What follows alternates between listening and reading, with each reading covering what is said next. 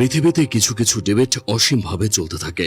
Messi রোনালদোর মধ্যে কে সেরা এ নিয়ে যত যুক্তিতর্কই হোক, শেষমেশ কোনো চূড়ান্ত সিদ্ধান্তে পৌঁছানো যায় না।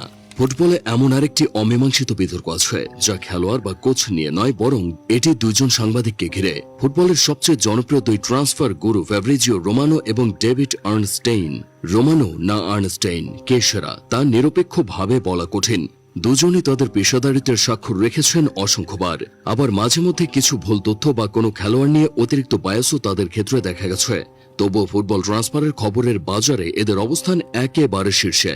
উপমহাদেশে পরিচিতির দিক থেকে ফ্যাব্রিজিও রোমানো কিছুটা এগিয়ে, কারণ তিনি এক্স বা টুইটার, ফেসবুক, ইনস্টাগ্রাম সহ যাবতীয় সব প্ল্যাটফর্মে সমান তালে সক্রিয়, অর্থাৎ ভক্তরা যে কোনো মাধ্যমেই তার খবর পেয়ে যান। আর্নস্টেইন মূলত এক্সে সক্রিয়, ফেসবুকে তাকে কার্যত পাওয়া যায় না। দক্ষিণ এশিয়ার বিশাল ফুটবল পাগল অডিয়েন্স ফেসবুক নির্ভর, তাই সেখানে রোমানোর তুলনায় আর্নস্টাইনের পরিচিতি কিছুটা কম।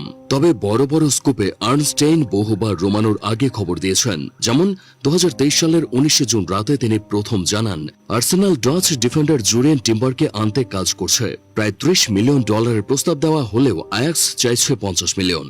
আর পার্সোনাল টার্মস ঠিকঠাক। 13 মিনিট পরে রোমানো একই খবর দিয়ে আর্নস্টাইনকে ক্রেডিট দেন। একই বছরের 27 জুন রাত 11টার কিছু আগে আর্নস্টাইন টুইট করেন, আর্সেনাল ব্রিটিশ রেকর্ড অফার দিয়েছে ওয়েস্ট হ্যামের বেকল্যান্ড রাইসের জন্য। তার 16 মিনিট পরে রোমানো সেই খবর দেন। 2024 সালের 2রা জুন আর্নস্টাইন খবর দেন, ব্রেন্টফোর্ডের ব্রায়ান মবেমো নিউক্যাসল, টটেনহ্যাম বা আর্সেনালের চেয়ে ম্যানচেস্টার ইউনাইটেডে যোগ দিতে বেশি আগ্রহী। 20 মিনিট পরে রোমানো সেই খবর দেন।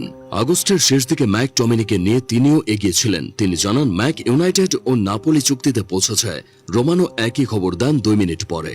এছাড়াও আর্নস্টাইনের হাতে ধরে এসেছিল ক্রিস্টাল প্যালেসের জোয়াকিম আন্ডারসনের ফুলহ্যামে যাওয়ার খবর, বায়ার্নের ম্যাথিস ডেলিক্ট ও নুসাইর মাজরাউর ম্যানুতে ডাবল বিট। অনেক ক্ষেত্রেই আর্নস্টাইন এগিয়েছিলেন এবং রোমানো তাকে ক্রেডিট দিয়েছেন। এসব উদাহরণ প্রমাণ করে ফ্যাব্রিজিও রোমানো যেমন জনপ্রিয়তার শীর্ষে, ডেভিড আর্নস্টাইনও কম নন। বড় বড় স্কোপে তিনি নিয়মিতভাবেই এগিয়ে থাকেন। আর্নস্টাইন আর রোমানোর মূল কাজ হলো ট্রান্সফারের খবর দেয়া, কিন্তু ট্রান্সফারের বাইরে গিয়ে রোমানো বিগ ক্লাবগুলোর খেলোয়াড়দের নিয়েও বিভিন্ন তথ্য দেন। যেমন রিয়াল মাদ্রিদ খেলোয়াড় জুড বেলিংহ্যামের ঘাড়ের সার্জারি কবে হবে সে খবরটা জানিয়েছিলেন রোমানো। একইভাবে বার্সার অ্যাস্টন ভিলার এমি মার্তিনেজ দল ছাড়ার ঘোষণা দিয়ে নতুন সিজনে আবার দলের সঙ্গে ট্রেনিংয়ে যোগ দিয়েছেন, সে খবরও এসেছে রোমানোর পোস্ট থেকে। তবে কিছুদিন যাবত অতিরিক্ত পক্ষপাতিত্ব করার কারণে রোমানোকে নিয়ে কিছুটা বিতর্ক উঠছে।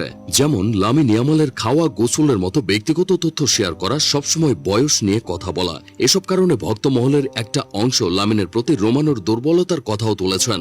দিন শেষে ট্রান্সফার জগতের সব খবরাখবর ফুটবল ভক্তদের কাছে পৌঁছে দিতে ফ্যাব্রিজিও রোমানো এবং ডেভিড আর্নস্টাইন সমানভাবে কাজ করে যাচ্ছেন। তাদের একজনকে রেখে অন্যজনকে কল্পনা করা যায় না। কেউ রোমানোর ভক্ত তো কেউ আর্নস্টাইনের ভক্ত। তবে সবকিছুর ঊর্ধ্বে রোমানো বা আইনস্টাইন নয়, ঊর্ধ্বে থাকবে ফুটবল।